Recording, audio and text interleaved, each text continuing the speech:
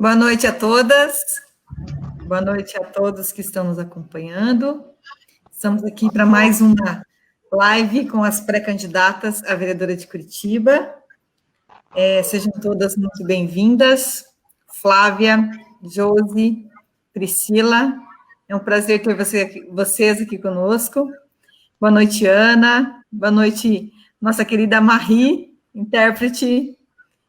tradutora, intérprete de Libras. Obrigada pela sua presença, né, nessa live, nesse projeto, que torna ele ainda mais inclusivo do que a gente pensou no início, né? Isso foi uma grande surpresa, uma alegria imensa ter você aqui com a gente. Tá?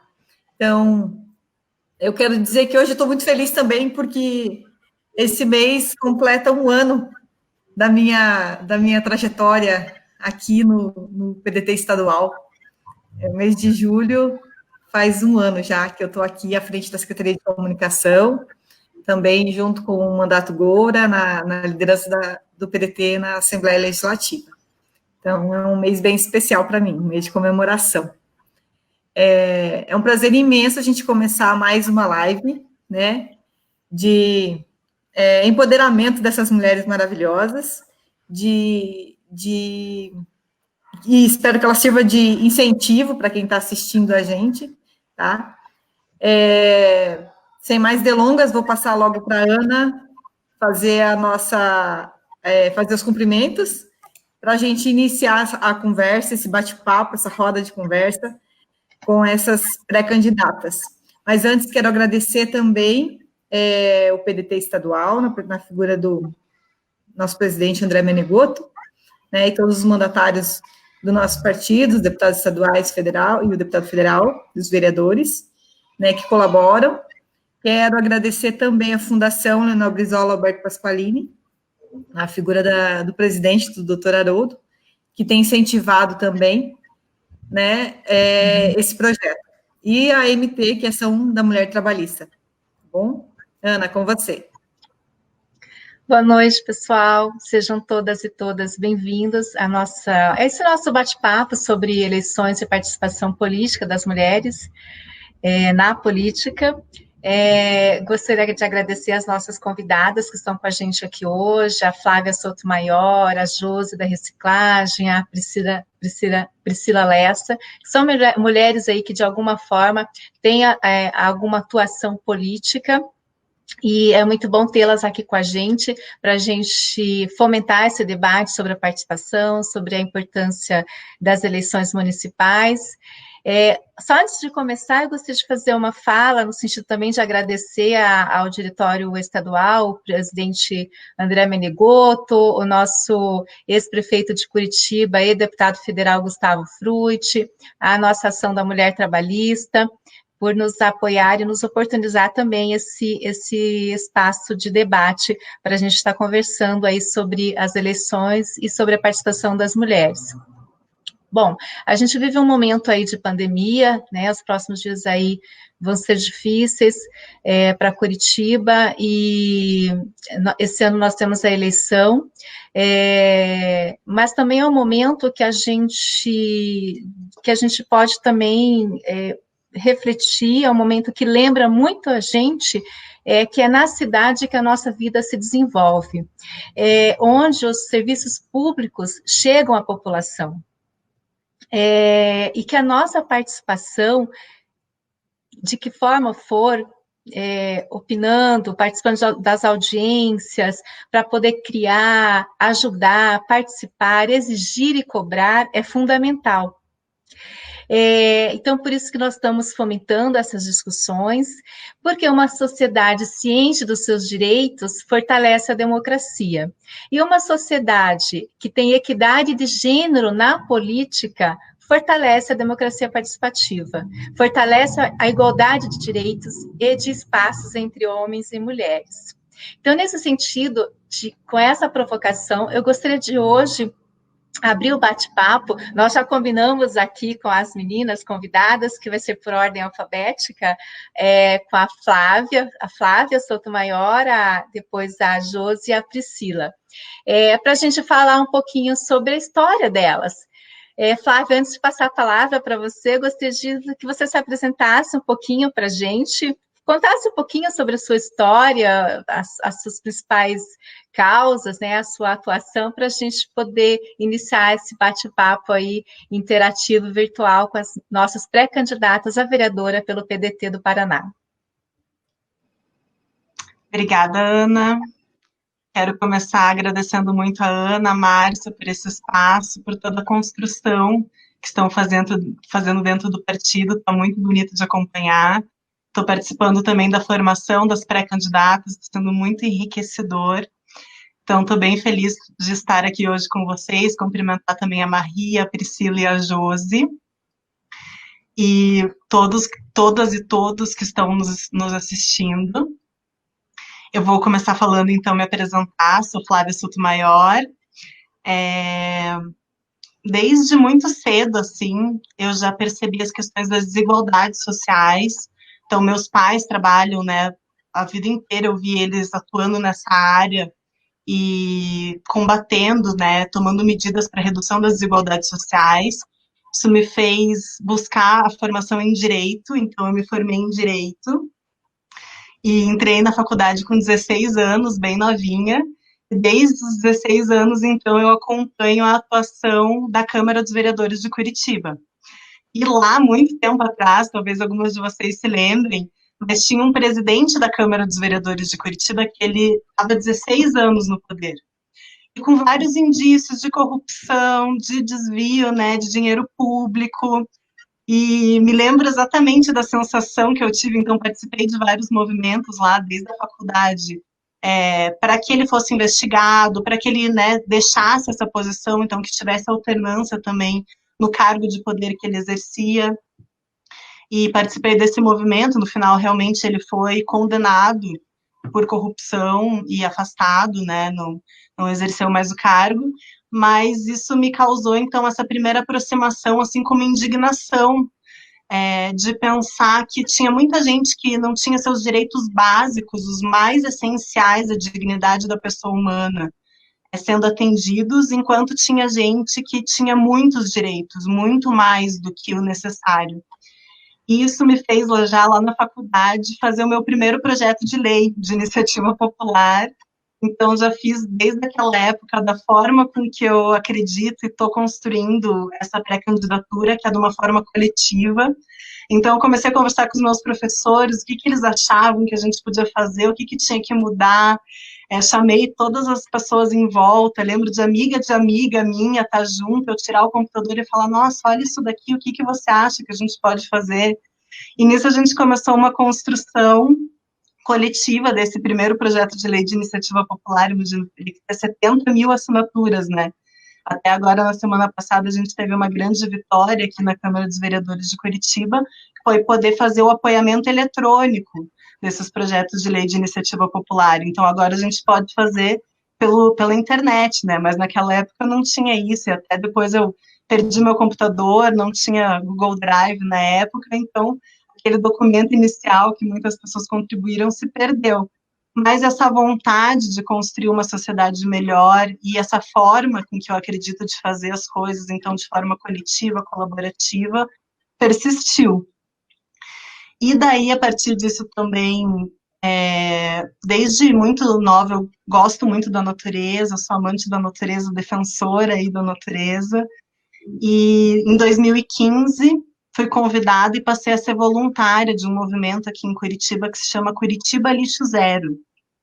Então, eu já tinha essa visão mais ampla de sustentabilidade, que tem vários aspectos, por exemplo, a questão da água, a questão das energias, né, que sejam energias limpas, a questão da produção de alimentos, tudo isso envolve a sustentabilidade. Mas a questão dos resíduos também é um ponto central, porque todos nós produzimos resíduos diariamente e precisam de políticas públicas nesse sentido também. Fiquei bem feliz de ver a Josi aqui também com essa pauta, que realmente a gente precisa pensar em políticas públicas nesse sentido. E desde então, no movimento do Curitiba Lixo Zero, a gente teve muitas realizações, então a gente já fez 7 semanas Lixo Zero, que é esse evento anual que a gente faz para dar visibilidade para essa questão. Conseguimos a aprovação da lei em Curitiba, aprovamos também a lei do Estado do Paraná no ano passado, fizemos diversos fóruns, oficinas, ações, desde a Rua 15 até Parolim, Vila Torres, no SIC, e diversos workshops e também audiências públicas. Daí, lá em 2019, na verdade, 2018, no finalzinho de 2018, o deputado Goura, que hoje é o presidente da Comissão do Meio Ambiente, Ecologia e Proteção aos Animais da Assembleia Legislativa, me fez um convite para eu integrar a equipe dele. Então, um prazer aí, junto com a Márcia, de fazer parte desse time. Fiquei 2019 e 2020 trabalhando, assessorando o deputado Goura, tanto nas questões socioambientais quanto jurídicas, que é, como eu disse, minha formação, né? Sou formada em Direito, me especializei em Direito Socioambiental. E também fui uma das fundadoras de uma rede que se chama Rede Sustenta Paraná. É uma rede que une órgãos públicos visando trazer sustentabilidade para a administração pública.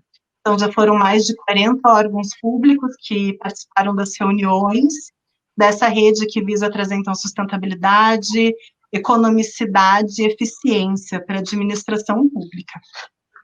Aqui, como pautas prioritárias para essa construção que a gente está fazendo, eu estou abordando bastante a questão da agricultura urbana, da compostagem, da mobilidade, dos direitos das pessoas idosas e com deficiência, da agroecologia, então, como eu disse, essa produção ecológica de alimentos, a questão da prioridade absoluta para as crianças e adolescentes, já prevista na Constituição Federal, inclusive na formulação das políticas públicas, parto humanizado, então, há 11 meses agora eu fui mãe, sei da importância da gente ter esse momento com muito respeito, com muito cuidado e com os nossos direitos preservados, e também as questões de igualdade de gênero, igualdade racial, né, toda essa questão da diversidade que a gente precisa, sim, abordar de forma transversal em tudo que a gente faz, e também em relação à cultura de paz. Então, essas são as pautas, né, falei um pouquinho de mim, e essas são as pautas que a gente está abordando na pré-candidatura e pretende levar para a Câmara dos Vereadores de Curitiba. É legal, né, Flávia, que algumas dessas pautas, né, que você trouxe, a questão da sustentabilidade, né, nos alerta que é possível um desenvolvimento sustentável. Então, é muito bacana, porque daí a gente acaba provocando uma reflexão na sociedade, alertando que é sim possível, né? A Josi também trabalha um pouco com a questão da sustentabilidade, né? Então é bem legal. Então, agora, muito obrigada, Flávia. Vou passar para a Josi agora, né? Então, Ana, primeiro eu quero dar boa noite a todos, a todas, né? A Flávia já falou quase tudo, né? O que eu defendo também, né? Então, eu acho que tipo assim, nós mestres sou catador de papel, né? Eu acho que o catador de papel, ele tem que ter mais ajudas, assim, recursos, né? Tipo assim, a demanda prejudica muito a gente, né? E ninguém é reconhecido como catador de papel, porque ele, tipo assim, ele limpa a cidade, ele ajuda com o meio ambiente, né? Protege a natureza, e como nós estamos vendo agora, assim, Santa Catarina, né? Esse furacão que teve aí, né? Foi por causa do quê? Porque não estamos cuidando da natureza, né? Como deveria cuidar. E eu acho que a gente deveria cuidar muito mais e ajudar os catadores de papel, né? Porque a maioria depende da reciclagem para viver, né? E eu acho que a gente deveria ajudar eles com cooperativa, né? Associações, né? Eu acho que é isso daí que a gente deveria fazer mais para eles, né? E não só isso também, né? Que eu trabalho, tipo assim, com ação social com sopa, sabe? Faço sopa para os moradores de rua e dependentes químicos, né? Eu acho que a gente deveria cuidar mais, né? Do idoso, né? A saúde das crianças, né? A gestante, a gravidez dela na adolescência, assim, eu acho que a gente deveria ajudar mais nisso daí e lutar mais pelos nossos direitos, né? Que a mulher é guerreira e temos que lutar sobre isso também, né? Eu acho que é isso, o meu é só isso mesmo, Ana, por enquanto, né? Tá ótimo, Josi, muito obrigada. E a gente conversamos sobre você, assim, você tem um trabalho muito bacana na sua região, né? Aham. E é muito importante de pessoas com essa liderança comunitária que você tem, com esse perfil de ajudar as pessoas em vulnerabilidade, né? Então, Uhum. a gente está feliz que você esteja com a gente aqui, nos ajudando e apoiando para fazer a diferença, porque você faz a diferença onde você Isso, está, no bairro que você está, na comunidade que você está. Obrigada, Josi. nada. Vou passar para a Priscila Lessa agora. Com você, Priscila. Tudo bem? Boa noite, Márcia, meninas. Primeiramente, quero também começar agradecendo esse trabalho bonito que o PDT e a MT vem fazendo nessa pré-candidatura das mulheres, oportunizando, dando espaço e fortalecendo, né, essa possibilidade de entender, de se empoderar e de estar participando de todo esse processo político. Eu sou historiadora, me formei em História, fui professora durante muitos anos, e lá pelas tantas da minha vida, uns anos atrás, eu decidi dar continuidade no meu processo de estudo, voltei para o banco da universidade, fui fazer mestrado e doutorado, e essa retomada dos estudos me trouxe também uma retomada do pensar político, sabe? Foi um processo e que veio caminhando até aqui e até esse contexto que a gente está vivendo hoje, que é esse contexto de luta constante, de resistência constante. Então, tudo isso me trouxe até aqui e me fez repensar a nossa ideia, a nossa existência política, né?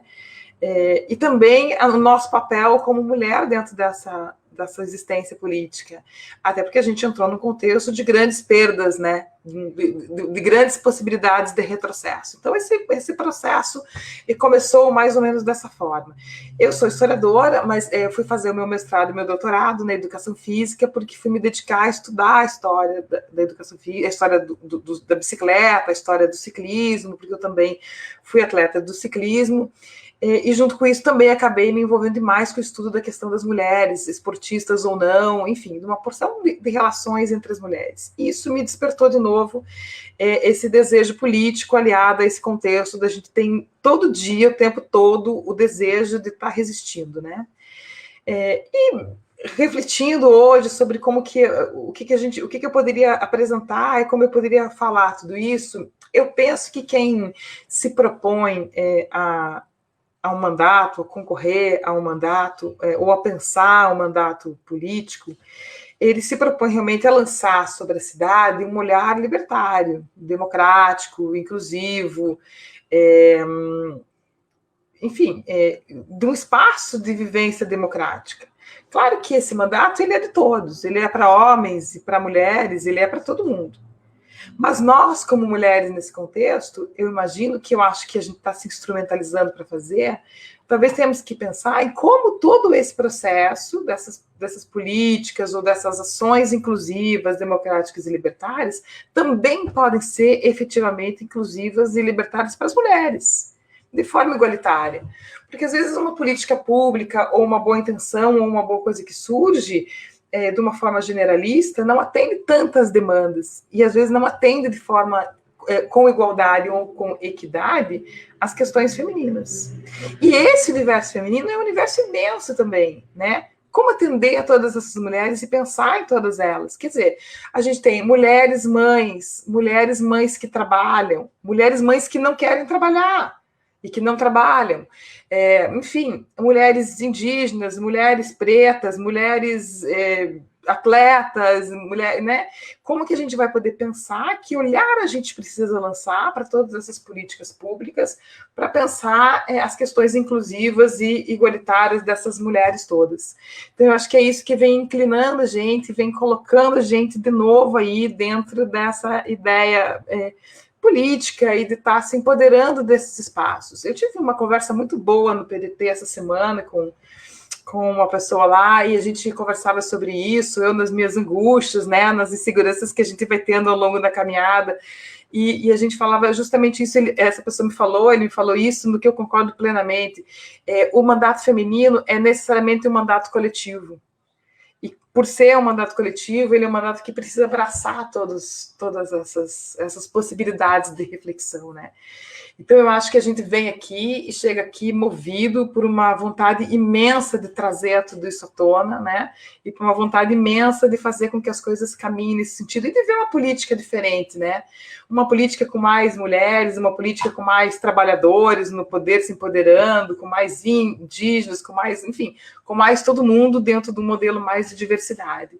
Então, eu acho que isso que vai, apesar de todas essas inseguranças, me trazendo até aqui, que me fez abraçar essa caminhada a partir de agora.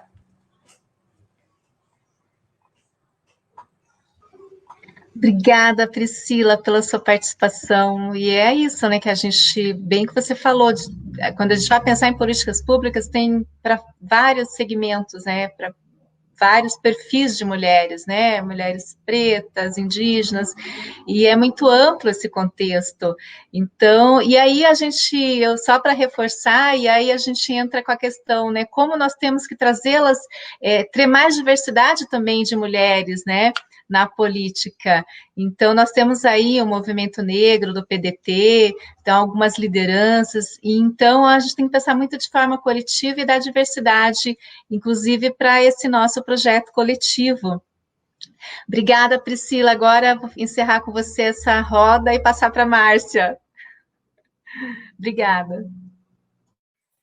Isso aí, meninas. A cada dia que passa, eu fico mais empolgada, assim, em ouvir vocês, ouvir as falas de vocês, assim, o nosso curso de formação, acho que está sendo excelente, a gente está conseguindo proporcionar ótimos debates no curso de formação de mulheres pré-candidatas, e o objetivo desse projeto aqui também, das rodas de conversa, é esse também, né? É de dar voz, né? De mostrar o conteúdo das nossas pré-candidatas. A gente tem conteúdo. É aquilo que a gente sempre repete, tem que falar sempre, né? Nós não somos cota, né? Nós não somos laranja, né? Mulher gosta de política, sim. Tem que fazer política, sim. Tudo que a gente faz é política e a gente tem que ocupar o espaço que é nosso também, né? A partir da própria questão de gênero, né? Deixar claro que não é cota de 30% para mulheres, é cota de gênero. Quem dera, daqui uns tempos, se a gente, né, se manter firme, a gente não consiga essa tão sonhada paridade, né? De 50-50, que seria o correto, né? Não é isso? Ué, se nós somos iguais, não é isso que teria que ser? Vamos lá. Olha, eu queria falar outra coisa. A fala da Josi me lembrou uma fala do Nelton Friedrich ontem, que ele falou o seguinte: a pandemia está aí para mostrar o seguinte, companheiro, não adianta você querer viver, a gente tem que conviver, né? Então, tudo está interligado. A gente tem que pensar coletivo, não adianta a gente pensar no nosso umbiguinho aqui e esquecer o resto, né? Eu acho que o caminho é por aí mesmo, então, assim, eu parabenizo mesmo vocês. E eu quero provocar agora a nossa segunda roda, né, de bate-papo, e a pergunta é uma pergunta que é sobre planejamento de pré-campanha, né, com todo esse contexto da mulher na política, das dificuldades, do preconceito que existe e tudo mais. Eu queria que vocês falassem um pouquinho de como está sendo planejar essa pré-campanha, de quais são as principais dificuldades que vocês estão encontrando e como vocês estão conseguindo solucionar isso. Então, a gente faz novamente em ordem alfabética, começando pela Flávia. Então, o planejamento da pré-campanha, ele está muito bom, acho que a Márcia até acompanhou ali, então eu estava muito em dúvida se esse era o momento correto, né, para eu também assumir essa responsabilidade de colocar o meu nome à disposição da sociedade. Então, exatamente 100 dias atrás, foi quando eu falei, não, de fato, eu vou assumir esse desafio e vou me colocar à disposição nessa construção que eu acredito. E de lá para cá, a gente tem trabalhado muito, muito mesmo. Então, isso que é um dos princípios do essa pré-campanha que a gente está construindo é a participação popular.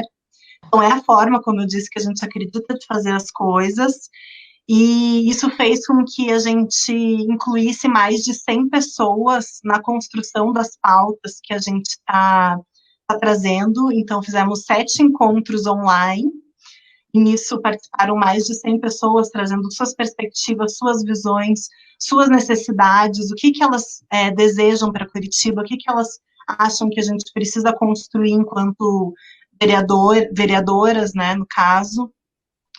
E dessas 100 pessoas que a gente escutou, surgiram algumas temáticas que a gente gostaria de trabalhar mais a fundo enquanto projetos de lei, enquanto propostas de sugestões, né, para o executivo. A partir disso, a gente criou 5 grupos de trabalho, que são relacionados aos direitos da mulher, igualdade, que daí pega toda a igualdade de gênero, né? Eu gostei muito da fala da Priscila, e a gente fez questão também de, nesse grupo de direitos da mulher, escutar as mulheres que são trans. Então, no sentido de que se esse grupo de mulheres, ele tem que ter a maior diversidade possível para realmente conseguir contemplar o anseio das diversas mulheres que somos, né? Não tem como dizer que a Flávia é igual a Priscila, que é igual a Josi, que é igual a Márcia, não. Cada uma de nós somos únicas, né? A gente precisa dessa diversidade para buscar soluções para o maior número, né, de mulheres possível. Então, os outros grupos são de sustentabilidade, de inclusão social e econômica, de participação popular e de educação para a paz. Então, a gente criou esses grupos de trabalho, onde as pessoas voluntariamente estão trazendo o que elas acham importante, e disso a gente já mapeou 20 projetos de lei e escrevemos 2. Então, está sendo, assim, super produtivo. Então, a Márcia me perguntou em relação à dificuldade, né?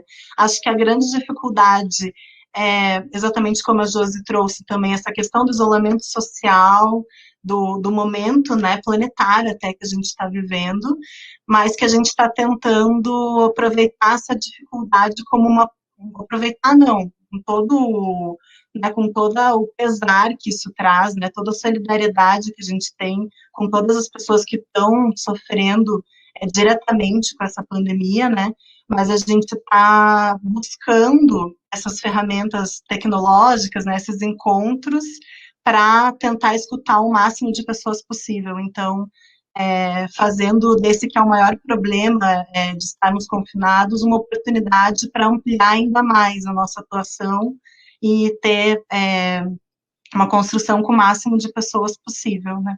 Então, mais ou menos nesse sentido que a gente está trabalhando, e que eu acredito da gente tentar pegar essa que é uma grande dificuldade de estar em casa, de estar isolado, mas também usar nessa tecnologia que está a nosso dispor para a gente também se conectar com as pessoas e fazer escuta ativa e ver o que é de fato importante para a vida das pessoas, né, que a gente pode pensar enquanto política pública, enquanto projetos de lei.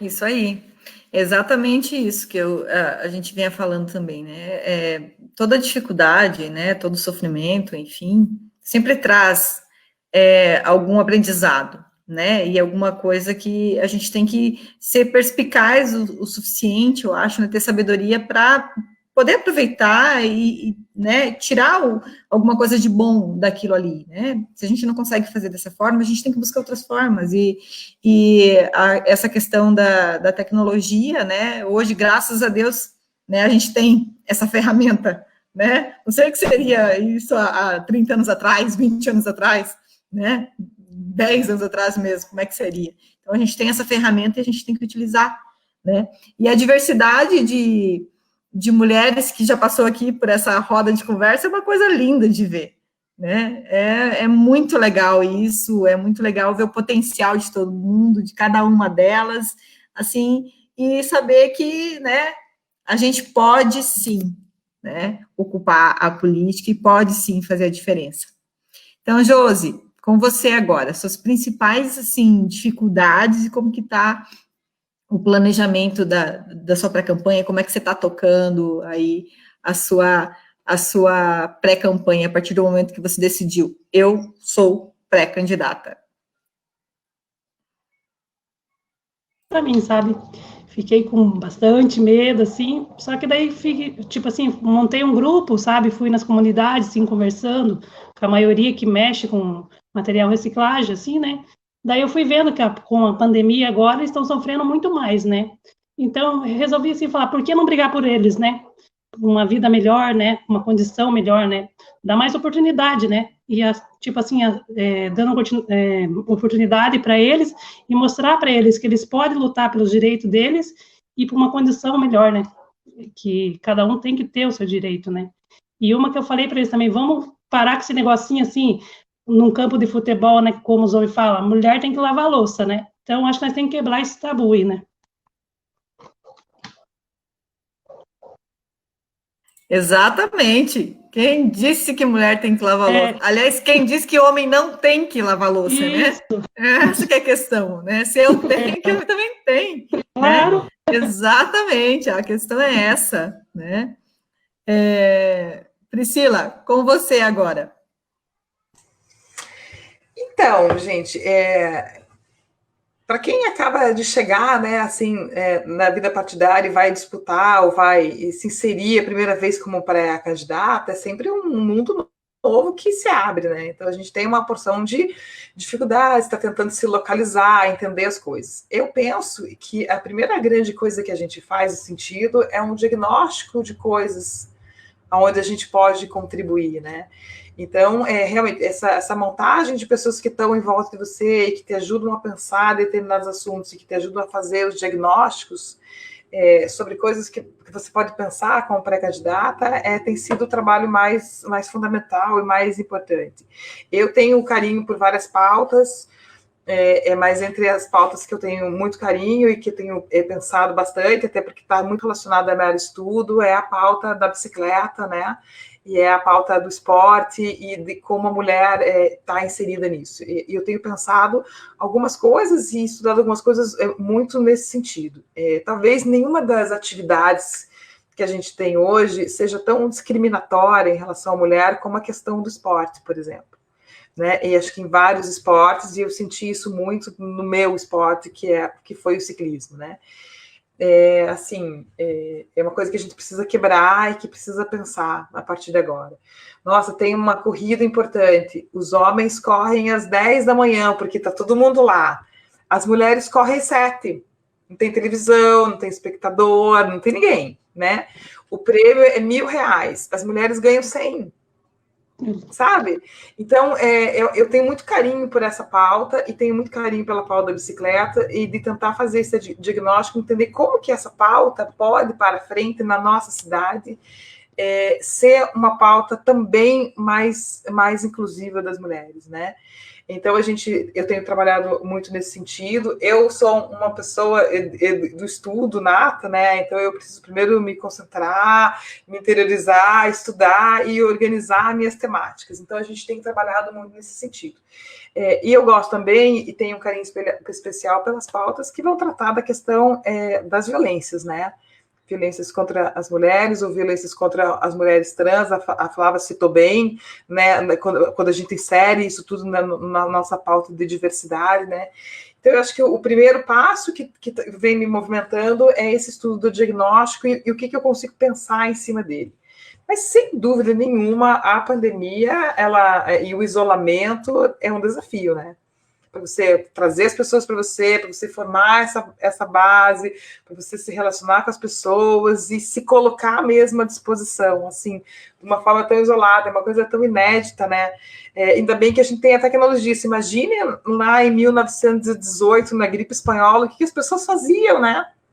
Pense, um século atrás, o que elas faziam nesse momento, né? A gente não consegue ter essa noção. Então, eu acho que a pandemia, ela é, de fato, um desafio. Por um lado, mas ela também contribui para que a gente pense isso no sentido mais coletivo.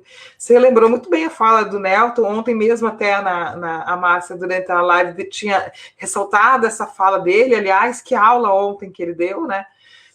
No pensamento do coletivo, e eu acho que esse momento de isolamento está o tempo todo empurrando a gente no sentido do pensamento do coletivo mesmo, porque a gente não consegue fazer sozinho, a gente se vê num ponto que é impossível agir sozinho, né? Então a gente tem que pensar no coletivo. Mas, sem dúvida, eu acho que de todos os desafios, nesse momento, o desafio do isolamento é o mais difícil.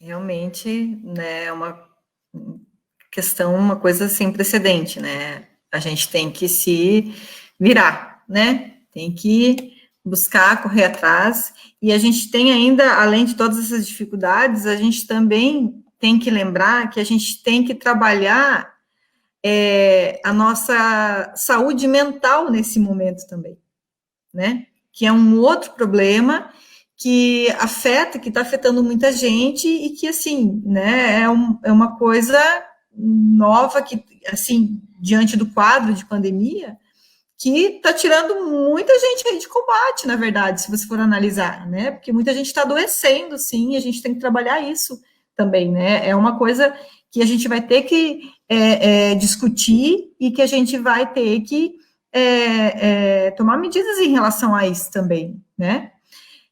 A fala da Josi também, antes eu esqueci de citar, ela falou dos grupos que ela foi conversando com as pessoas próximas a ela e tudo mais, e eu lembrei dos núcleos de base, né, do PDT, que o PDT trabalha com núcleos de base. A Fundação Leonel Brizola, Alberto Pasqualini, ela tem essa filosofia dos núcleos de base, que é muito interessante, Josi. Depois a gente passa para você certinho, para você se informar, e para a Priscila também, para a Flávia, que acho que já conhecem também, como é que funciona para você organizar os núcleos de base do seu entorno, né, da sua região ali, para trazer propostas, para colaborar com a sua pré-campanha e tudo mais. Isso é uma coisa bem interessante, uma forma de agregar, né, uma forma de discutir os problemas ali do seu bairro, da sua região, enfim, isso é muito bacana, é bem legal de a gente trabalhar nesse modelo dos núcleos de base, para fortalecer não só a campanha, mas para a gente fortalecer as pautas mesmo, né? Porque são grupos de estudos sobre determinados pontos, né? Determinados assuntos, que depois vão transformando isso em, de repente, projetos de lei, propostas, enfim. Ok? Com isso, meninas, eu agradeço e passo a bola para minha colega de bancada. Olá, pessoal. Então, dando sequência à nossa roda de conversa virtual, mas antes só gostaria de fazer uma falinha rápida aqui. Assim, a cada live a gente fica surpresa com as mulheres que se apresentam, não? Eu, pelo menos, fico assim, né? Então, eu gosto de falar sempre, dar esse exemplo, assim, eu acho que já tem muitas mulheres preparadas e competentes aí para assumir a política, né? Ser eleitas e vai fazer uma mandato muito bem, né? Até melhor do que outras pessoas aí. A gente fez um evento em 2018 com pré-candidatas, na época era a deputada federal e a deputada estadual. Então, aí tinha uma discussão, mas a gente precisa fazer uma formação, uma capacitação, né? Daí eu falei, não, vamos fazer um encontro para elas falarem sobre as suas propostas, se apresentarem, dar visibilidade para elas. E assim, nessa época eu tive a oportunidade de fazer pelo Grupo Mulheres do Brasil. E nós ficamos surpresas, porque tinha muitas mulheres já preparadas, muitas mulheres competentes, cada uma, claro, que nas suas áreas específicas, né? Então, é sempre uma alegria para a gente estar vendo essas mulheres e estar reafirmando essa situação que a gente já está vendo, né? Que nós temos, sim, muitas mulheres aí, mas ainda temos que ocupar mais espaços na política, porque a subrepresentação parlamentar feminina ainda é muito grande. E dentro dessa linha, nesse gancho, eu gostaria de dar sequência aqui a uma pergunta, a nossa roda de conversa, para as meninas. Nesse contexto, assim, para vocês, quais ainda são as ações que devem ser adotadas para que a gente aumente, na opinião de vocês, a inserção das mulheres na política? Vou começar com a Flávia. Então, na verdade, primeiro eu quero trazer por que eu acredito que a gente tem menos mulheres do que homens na política. Eu acredito que isso acontece por causa da desigualdade de gênero mesmo. Então, eu trouxe alguns dados aqui, por exemplo, Hoje, 75% do trabalho de cuidado não remunerado no mundo é feito por mulheres. E se a gente fosse mensurar todo esse trabalho que as mulheres fazem e que não são pagas, isso daria em torno de 10,8 trilhões de dólares por ano.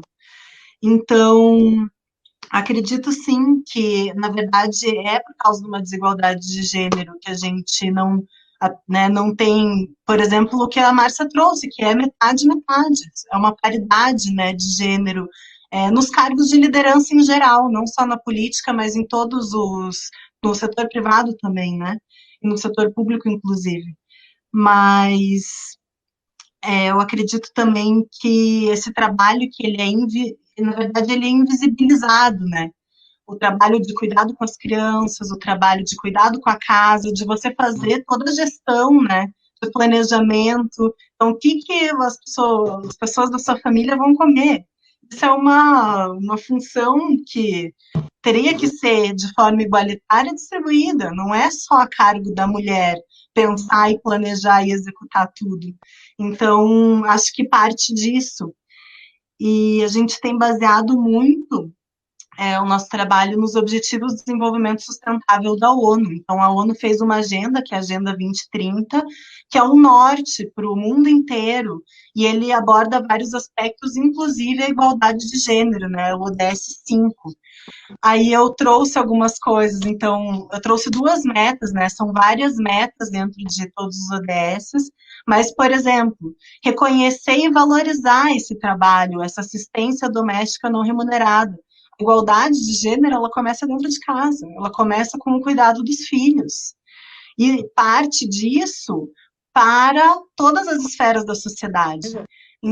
Então, a gente tem, sim, que pensar nisso, em valorizar esse trabalho das mulheres que é invisibilizado, e a ONU traz que seria por meio da disponibilização de serviços públicos, infraestrutura e políticas de proteção social, bem como essa promoção da responsabilidade compartilhada, tanto dentro da família quanto dentro da casa das pessoas.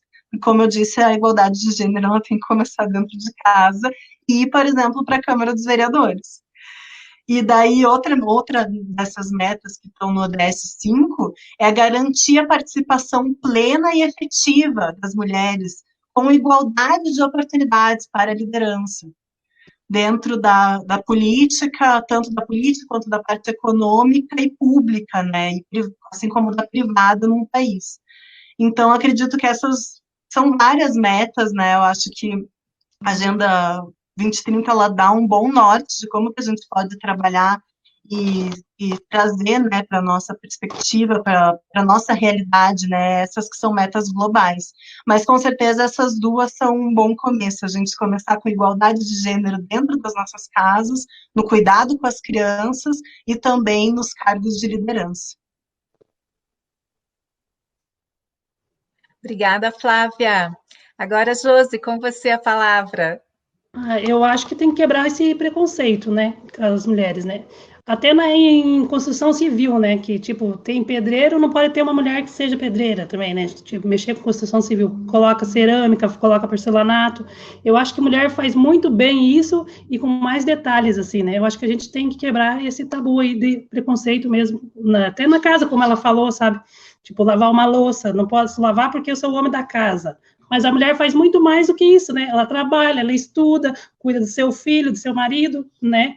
Eu acho que para mim é isso daí que tem que quebrar, mudar, né? Mais mulheres na política, né? Que temos que lutar para o nosso espaço, né? Somos muito capazes por isso, né?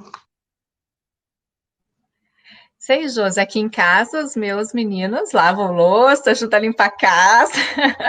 O meu aqui, a maioria é homem, sabe? Então, agora que eu tô fazendo mudar isso aí, chega, né?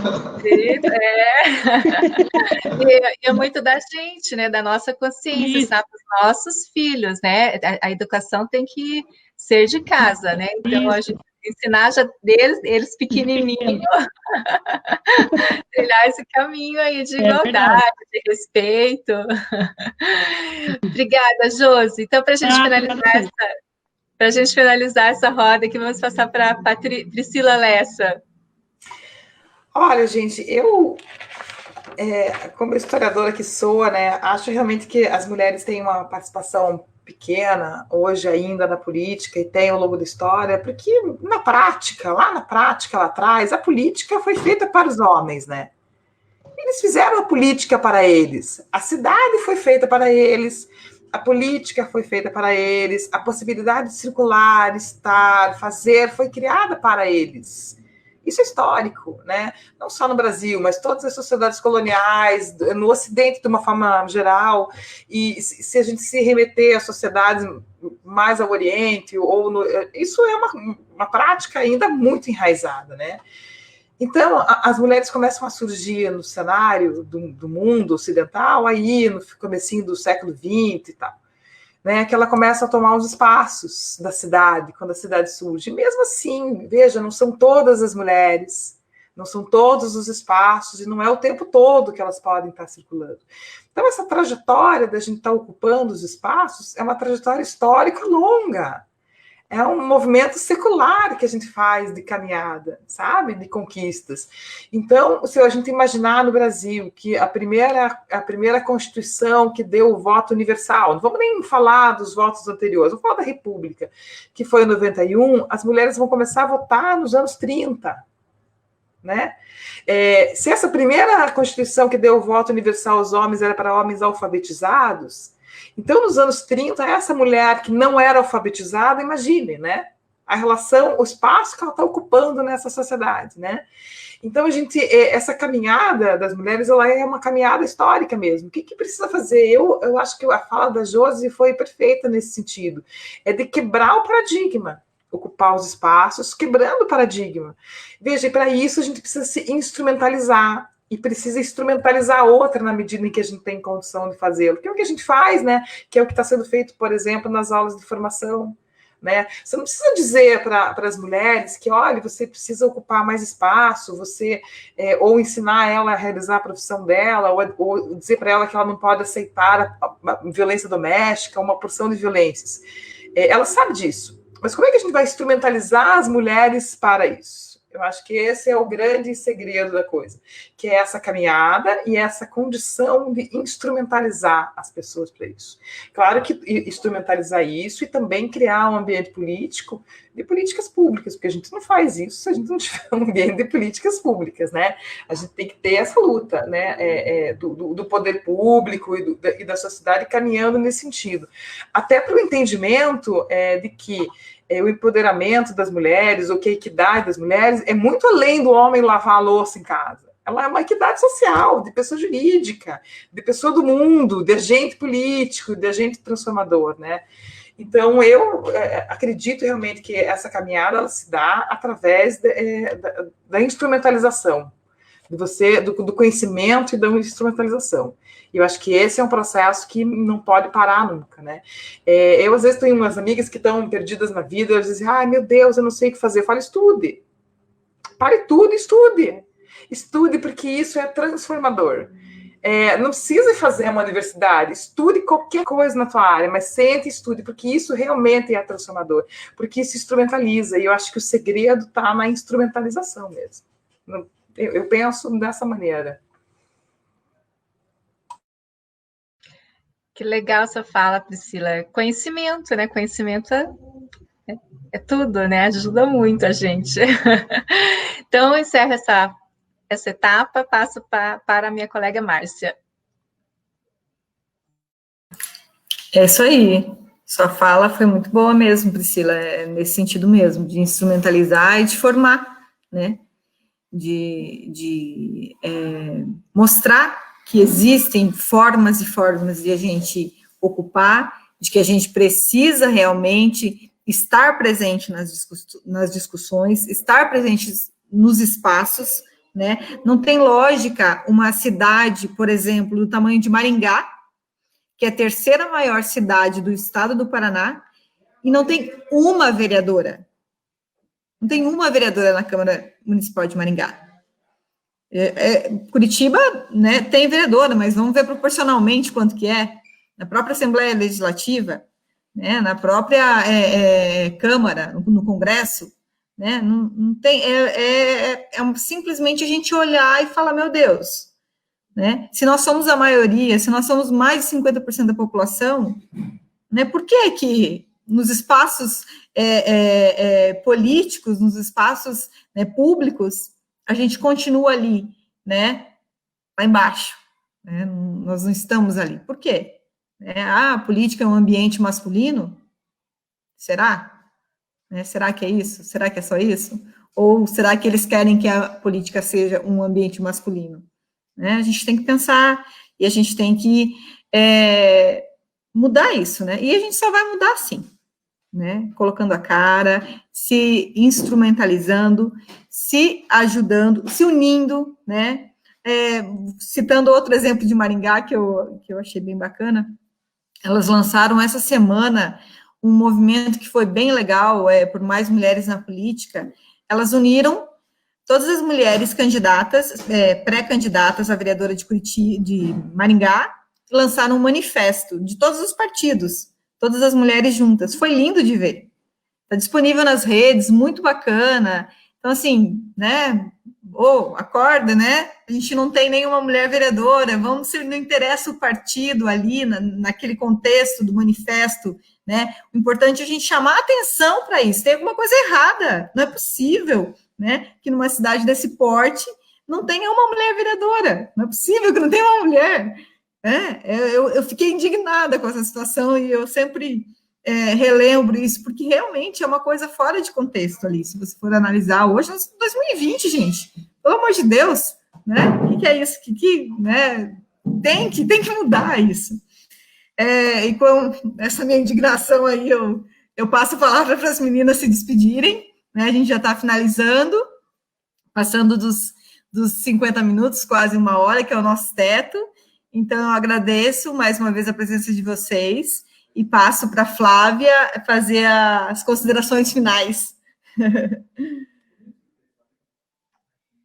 Então, primeiro eu quero agradecer muito a Ana, a Márcia, ao PDT, por estarem abrindo esse espaço, por estarem capacitando as pré-candidatas, e também parabenizar muito a Josi e a Priscila por se colocarem, né, colocarem o nome delas à disposição dessa construção. Acho isso muito importante. Eu vi aqui, Clara fala delas hoje, mas eu vi de outras também pré-candidatas, e dizer que cada vez mais eu me orgulho dessa chapa de vereadores do PDT. Então, tem muita gente incrível que está se candidatando. E, para quem está nos escutando, eu vou deixar um convite para nessas eleições votarem mulheres.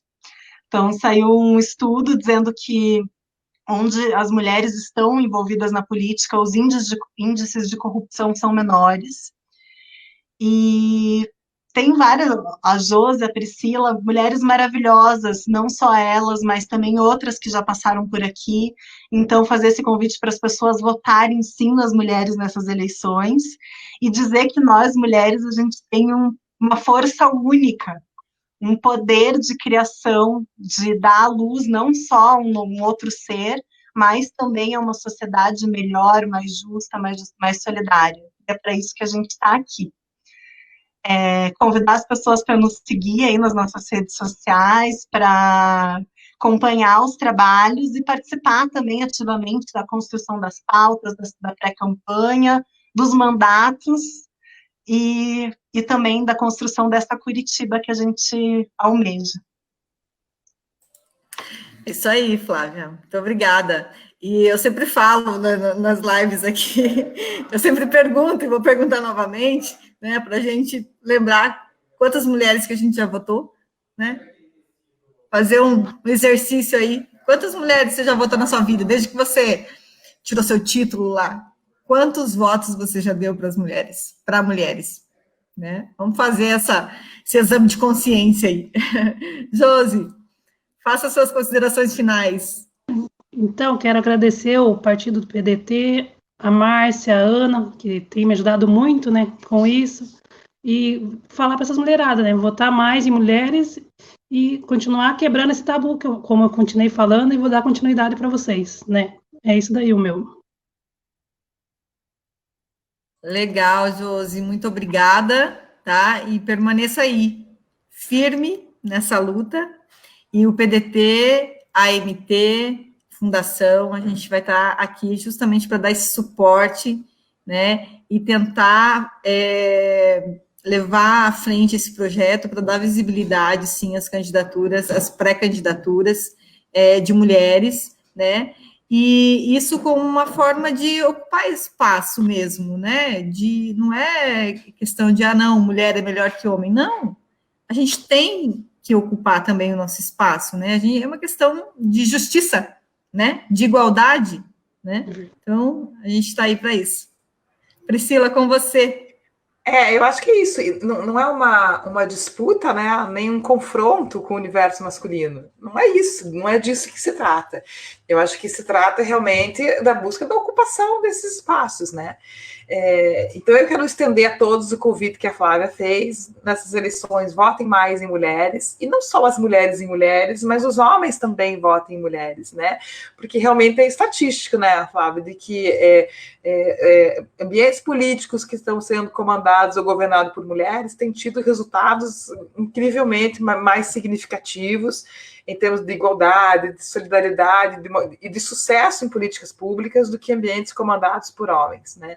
Eu acho que é um convite bem pertinente para a gente pensar: vamos votar nas mulheres, por que os homens também não podem votar nas mulheres, né? Por que né, tem que ser dessa forma.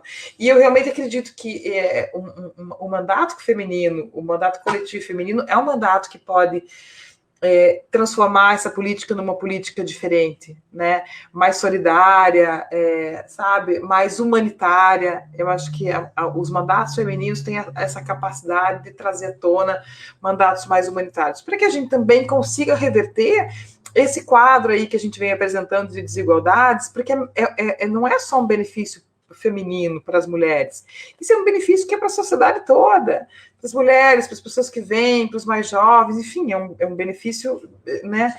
As mulheres mais bem remuneradas, a equiparidade do salário, enfim, da possibilidade de ocupação dos espaços públicos. Eu acho que a gente caminhou bastante, bastante mais ou menos, a gente caminhou de uma forma tímida até agora, mas não pode retroceder. Eu acho que tem que ser, a gente não pode aceitar esse retrocesso, não, a gente não vai retroceder. Eu acho que tem que lutar por todas essas políticas, mulheres trans, e realmente o convite para que a gente vote numa política de diversidade feminina. Eu acho que isso isso pode ser transformador na política, né? E quero agradecer por estar aqui, por estar ainda de uma forma muito tímida, movimentando um pouco e colaborando com a formação das mulheres, que é o que eu mais adoro fazer na vida, porque eu sou professora, né? Então, eu gosto de pôr todo mundo estudando, sabe? Eu assistindo a aula. Meu negócio é meio esse. E ainda muito tímida, tem gente que eu nem conheço pessoalmente, porque esse isolamento não permitiu.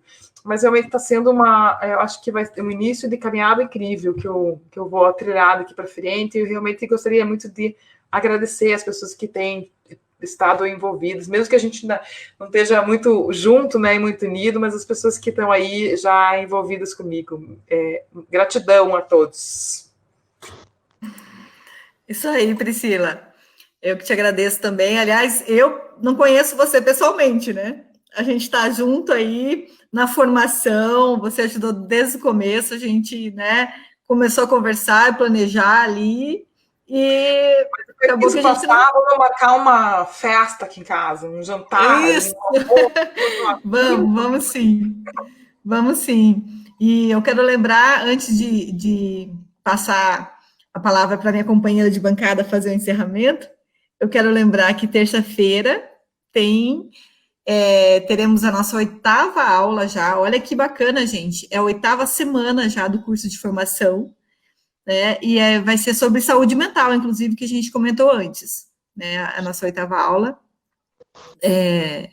sobre saúde mental do curso de formação de mulheres pré-candidatas, tá? Então, não vamos esquecer, vamos participar.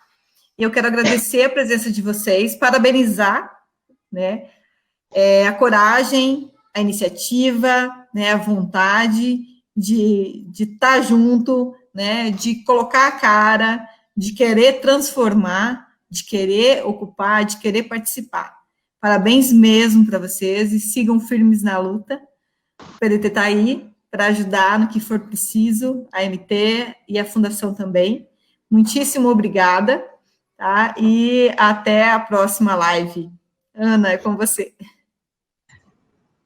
Obrigada a todos que estão nos acompanhando nas redes sociais. Gostaria de agradecer as meninas por estarem aqui participando com a gente, nos oportunizando também conhecê-las, né? A cada live a gente, como eu já falei, a gente fica feliz porque são tantas mulheres boas, né? Que tem um futuro brilhante pela frente aí.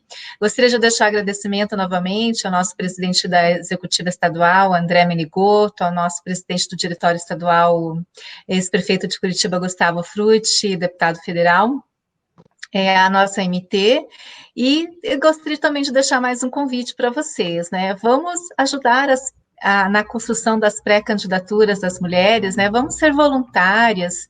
Eu acho que quem tiver um tempinho de se dedicar, procure conhecer as mulheres, assim, no seu círculo de amizade, se tem alguma mulher que vai ser pré-candidata, ou se você simpatiza com alguma, né?